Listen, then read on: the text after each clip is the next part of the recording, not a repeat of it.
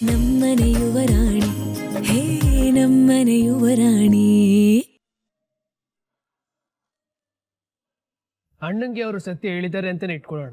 ಆದ್ರೆ ಮದುವೆ ಆಗಿ ಗಂಡನ್ ಬಿಟ್ಟು ಗಂಡ ಬದುಕಿರುವಾಗ್ಲೇ ಮದ್ವೆನ ನಡ್ಸೋದು ಸರಿನಾ ತಾತ? ಅನಿ, ಸರಿ ತಪ್ಪು ನಿರ್ಧಾರ ಮಾಡೋದಕ್ಕೆ ಮುಂಚೆ ಆ ಮಗು ಜೀವನದಲ್ಲಿ ಏನ್ ನಡೀತು ಅಂತ ತಿಳ್ಕೊಳ್ಳೋದು ಮುಖ್ಯಪ್ಪ. ಸಾಕೇತಣ್ಣ ಅದಕ್ಕೆ ಬಂದ್ರು.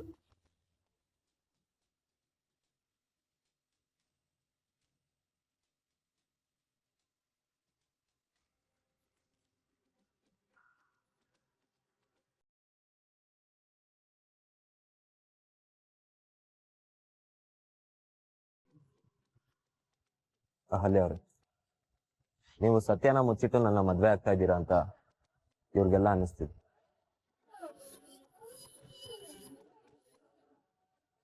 ನಿಜ ಏನು ಅಂತ ಇವ್ರಿಗೆ ಗೊತ್ತಿಲ್ಲ. ಸೊ ಇವ್ರು ಹೀಗೆಲ್ಲ ಅನ್ಕೊಳ್ಳೋದ್ರಲ್ಲಿ ಯಾವ ತಪ್ಪು ಇಲ್ಲ.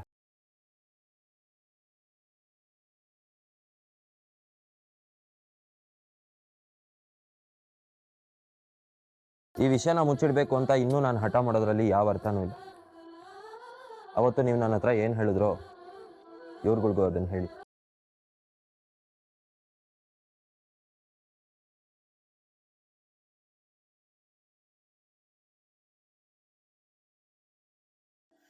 ಯಾಕೆ ಸುಮ್ಮನಾಗ್ಬಿಟ್ರಿ?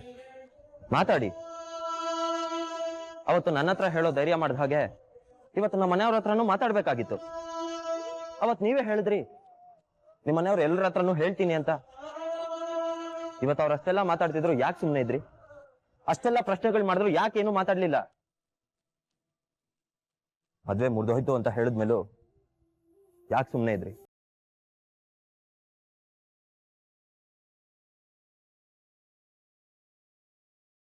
ಇವರೆಲ್ಲ ಅಷ್ಟು ಪ್ರಶ್ನೆಗಳು ಮಾಡಿದ್ರು, ಯಾಕೆ ಸುಮ್ಮನೆ ಇದ್ದೀರಾ? ಮದ್ವೆ ಮುರಿದೋಯ್ತು ಅಂತ ಹೇಳಿದ್ಮೇಲೂ ಯಾಕೇನು ಮಾತಾಡ್ತಾ ಇಲ್ಲ? ಮಾತಾಡಿ.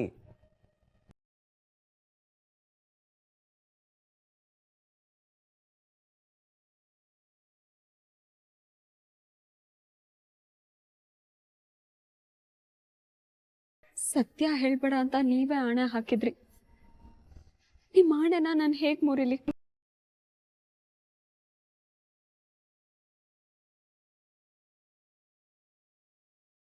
ಸತ್ಯ ಹೇಳ್ಬೇಡ ಅಂತ ನೀವೇ ಆಣೆ ಹಾಕಿದ್ರಿ.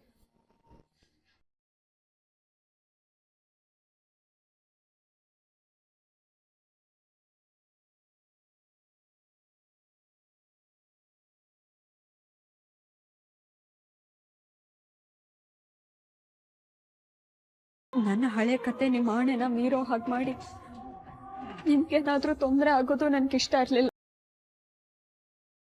ಅದಕ್ಕೆ ನಾನೇನು ಮಾತಾಡ್ಲಿಲ್ಲ. ಅಂದ್ರೆ ಈ ಮದ್ವೆ ಮುರಿದು ಸಂಬಂಧ ಹಾಳಾಗುತ್ತೆ ಅಂತಂದ್ರೂ ಕೂಡ ನಾನು ಹಾಕಿದ ಆಣೆನ ಮೀರಕ್ಕಾಗ್ಲಿಲ್ಲ ಅಲ್ವಾ? ನನಗೇನಾದ್ರೂ ತೊಂದರೆ ಆಗ್ಬಿಡುತ್ತೆ ಅಂತ ಯೋಚನೆ ಮಾಡಿದ್ರಿ ಅಲ್ವಾ? ಮದ್ವೆಗೆ ಮುಂಚೆನೆ ನನ್ನ ಮೇಲೆ ಇಷ್ಟು ಕೇರ್ ಮಾಡೋ ಇವರು ನನಗೆ ಮೋಸ ಮಾಡ್ತಾರೇನೋ ಅನಿ?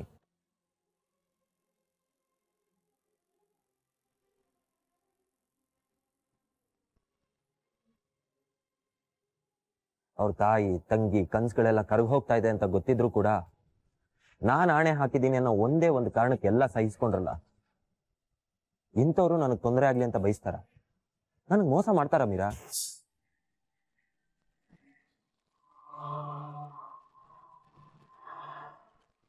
ಅಹಲ್ಯ ಅವ್ರದ್ದು ಒಂದು ಪ್ರಾಬ್ಲಮ್ ಏನ್ ಗೊತ್ತಾ?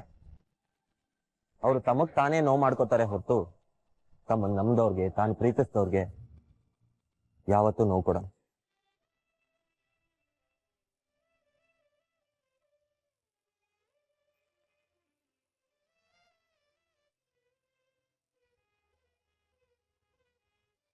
ನಿಮ್ ಹಳೆ ವಿಷಯ ಯಾರಿಗೂ ಗೊತ್ತಾಗ್ಬಾರ್ದು ಅಂತ ಸುಮ್ಮನೆ ಇದೆ. ಆದ್ರೆ ಇನ್ ಸುಮ್ಮನೆ ಇರೋದ್ರಲ್ಲಿ ಯಾವ ಅರ್ಥನೂ ಇಲ್ಲ. ಅರ್ಧ ಸತ್ಯ ತಿಳಿದಿರೋ ಇವ್ರಿಗೆ ಪೂರ್ತಿ ಸತ್ಯ ಏನು ಅನ್ನೋದು ಗೊತ್ತಾಗ್ಲೇಬೇಕು. ನಿಮ್ ಬಗ್ಗೆ ಇವ್ರು ಏನೇನೋ ಮಾತಾಡ್ಕೊಳ್ಳೋದು, ನಿಮ್ಮನ್ನ ಚೀಪಾಗಿ ನೋಡೋದು, ನಿಮ್ಗೆ ಮೋಸ್ಕಾರ್ತಿ ಅನ್ನೋ ಹಣೆ ಪಟ್ಟಿ ಕಟ್ಟೋದು ನನಗಿಷ್ಟ ಇಲ್ಲ.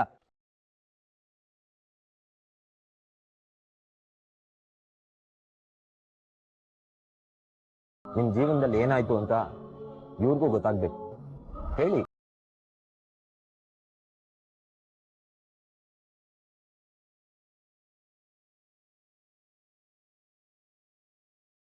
ಸಾಕೇತ್, ಗಂಡ ಬದುಕಿರುವಾಗ್ಲೇ ಅವ್ರನ್ನ ಬಿಟ್ಟು ಇನ್ನೊಬ್ಬರನ್ನ ಮದ್ವೆ ಆಗೋದು ಎಷ್ಟು ಸರಿ? ಯಾವ್ದಮ್ಮ ಮದ್ವೆ? ಯಾವ್ದು ಮದ್ವೆ? ಮಧ್ಯಾಹ್ನ ಮದ್ವೆ ಆಗಿ ರಾತ್ರಿ ಮುರಿದ್ ಬಿತ್ತಲ್ಲ, ಅದು ಒಂದ್ ಮದ್ವೆನಾ? ಹಾ,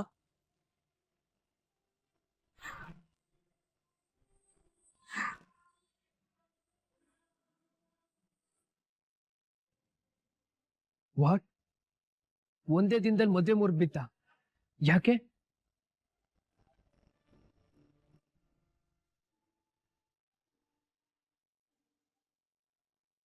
ತಪ್ಪು ನಿಮ್ದಿಲ್ಲ ಅಂದ್ಮೇಲೆ ಅದ್ರ ಆರೋಪನ ನೀವ್ಯಾಕೆ ಹೊರಬೇಕು?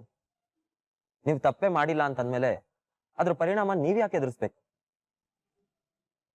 ತಪ್ಪು ಮಾಡಿರೋರೆ ಸೊಕ್ಕಿಂದ ಮೆರೆಯುವಾಗ ನಿಮ್ ಜೀವನನ ನೀವು ಕಟ್ಕೊಳಕ್ಕೆ ಯಾಕೆ ಹೆದರ್ಕೋತೀರಾ?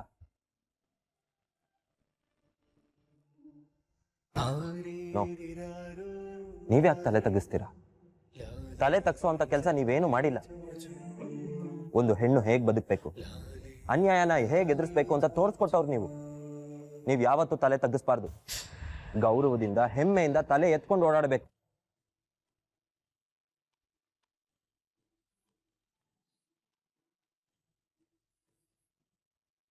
ನೀವು ಮರ್ಯಾದೆ ಹೋಗುತ್ತೆ ಅಂತ ಫೀಲ್ ಮಾಡ್ಬೇಡಿ. ನೀವು ಮರ್ಯಾದೆ ಹೋಗುವಂತ ಕೆಲಸ ಯಾವುದು ಮಾಡಿಲ್ಲ.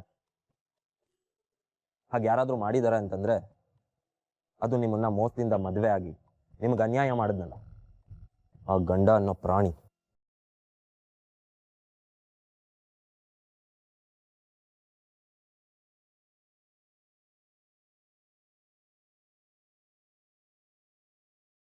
ಸಾಕು, ಏನೋ ಮಾತಾಡ್ತಿದ್ಯಾ? ಅಂದ್ರೆ ಅಹಲ್ಯ ಅಕ್ಕನ ಮದ್ವೆ ಆದವ್ರೆ ಸರಿ ಇಲ್ವಾ? ಆ ಮನುಷ್ಯನೇ ಕೆಟ್ಟವನ? ಅವನ ಮನುಷ್ಯ ಅಂದು ಮನುಷ್ಯನ ಕುಲಕ್ಕೆ ಅವಮಾನ ಮಾಡ್ಬೇಡ ಮೀರಾ. ಅವನು ಮನುಷ್ಯ ಅಲ್ಲ, ಮೃಗ.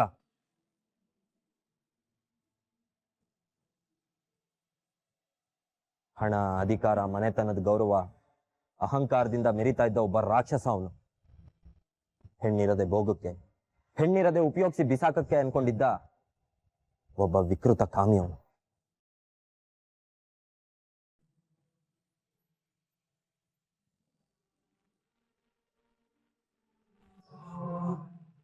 ಕುಡಿದು ಹೆಣ್ಣಿನ ಚಟಕ್ಕೆ ಬಿದ್ದು ದಾರಿ ತಪ್ಪಿದ್ದ ಅವನನ್ನ ಅವ್ರಮ್ಮ ಮದ್ವೆ ಮಾಡಿದ್ರೆ ಸರಿ ಹೋಗ್ತಾನೆ ಅಂತ ಅವನ್ಗೆ ಮದ್ವೆ ಮಾಡೋದಕ್ ಮುಂದಾಗ್ತಾಳೆ. ಆದ್ರೆ ಅವನ್ ಕೆಟ್ಟ ಗುಣಗಳು ಗೊತ್ತಿರೋರು ಯಾರು ಅವನ್ಗೆ ಹೆಣ್ ಕೊಡೋದಕ್ ಮುಂದಾಗಲ್ಲ. ಆಗ ಒಂದು ಹಳ್ಳಿಲಿ ಸೀದಾ ಸಾದಾ ಹುಡುಗಿನ ಸೊಸೆ ಮಾಡ್ಕೋಬೇಕು ಅಂತ ನಿರ್ಧಾರ ಮಾಡ್ತಾರೆ. ಹಾಗೆ ಸಿಕ್ಕಿದ್ದೆ ಅಹಲ್ಯ ಅವ್ರು.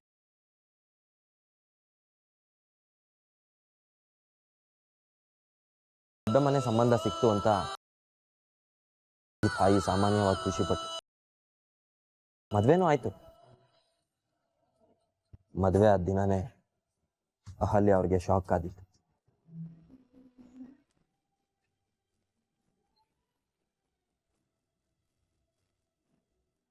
ಮೊದಲನೇ ದಿನಾನೇ ಇವ್ರ ಜೊತೆ ಇರೋದಕ್ಕೆ ಬಯಸಿದ್ದ ಅವ್ರ ಗಂಡ.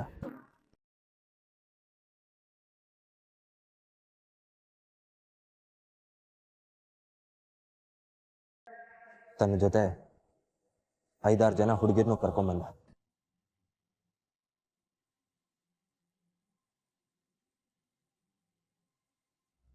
ನಿನ್ ಹೆಸರಿಗೆ ಮಾತ್ರ ನನ್ನ ಹೆಂಡತಿ, ನನಗೆ ಮಲ್ಗೋದಕ್ಕೆ 100-6 ಜನ ಹುಡುಗಿರಿದ್ದಾರೆ ಅಂದ.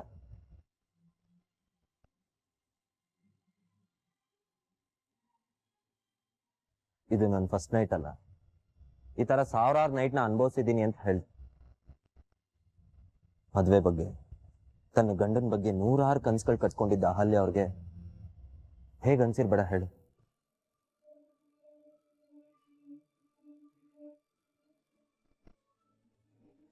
ಅವತ್ತು ಅಹಲ್ಯ ಅವರು ಅವನ ಜೊತೆ ಇರೋದಕ್ಕೆ ಒಪ್ತೇ ಇದ್ದಾಗ ಬಲವಂತ ಮಾಡ್ದ, ಮೃಗದ ತರ ನಡ್ಕೊಂಡ, ಹೆಣ್ಣಿನ ಕುಲಕ್ಕೆ ಅವಮಾನ ಆಗುವಂತ ನೀಚ್ ಕೆಲಸ ಮಾಡೋದಕ್ ಮುಂದಾದ.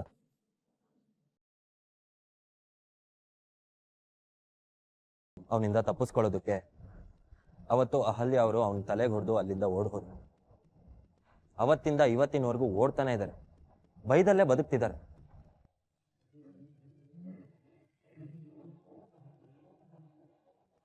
ಈಗ ಹೇಳಿ, ಇದ್ರಲ್ಲಿ ಇವ್ರದ್ದೇನಾದ್ರೂ ತಪ್ಪಿತ್ತು? ಆ ಮದ್ವೆ ಮುರಿದು ಬೀಳೋದ್ರ ಹಿಂದೆ ಅಥವಾ ಅವ್ನ ಮದ್ವೆ ಆಗೋದ್ರ ಹಿಂದೆ ಇವ್ರದ್ದೇನಾದ್ರೂ ತಪ್ಪಿದ್ಯಾ? ಅದನ್ನ ಯಾರಾದ್ರೂ ಮದ್ವೆ ಅಂತ ಕರೀತಾರ? ಆ ರಾಕ್ಷಸನ್ನ ಗಂಡ ಅಂತ ಒಪ್ಕೋಬೇಕಾ? ಮಾತಾಡಿ.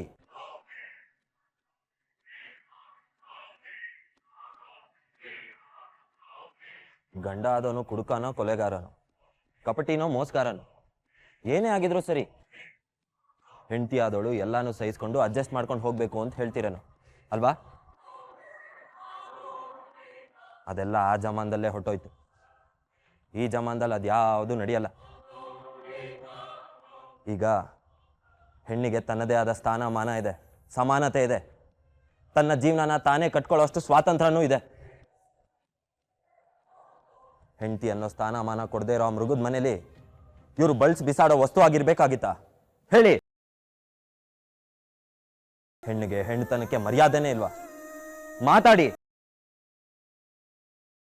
ಹೆಣ್ಣನ್ನ ತಾಯಿ ಅಂತ ಪೂಜ್ಸೋರು ಯಾರಾದ್ರೂ ಈ ತರ ಕೆಲಸ ಮಾಡ್ತಾರ?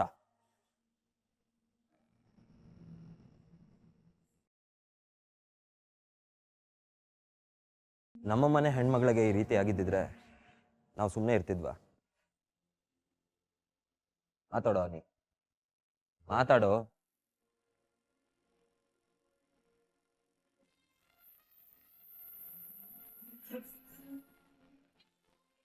ಯಾರಣ ಅವನು?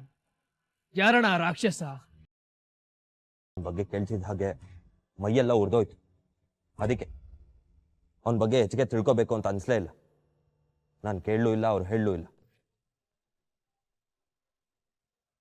ಈಗ ನೀವೇ ಹೇಳಿ, 5 ಗಂಟೆಗಳ ಕಾಲ ನಡೆದ ಈ ಡ್ರಾಮಾನ ಅವ್ರು ಮುಚ್ಚಿಟ್ಟಿದ್ದೆ ತಪ್ಪಾಯ್ತು. ಅವ್ರು ಈ ವಿಷಯನ ಹೇಳ್ಕೊಳ್ಳೇಬೇಕಿತ್ತ? ಹೇಳ್ದೆ ಹೋಗಿದ್ದಿದ್ರೆ ಅವ್ರು ಕೆಟ್ಟವ್ರಾಗ್ಬಿಡ್ತಿದ್ರ?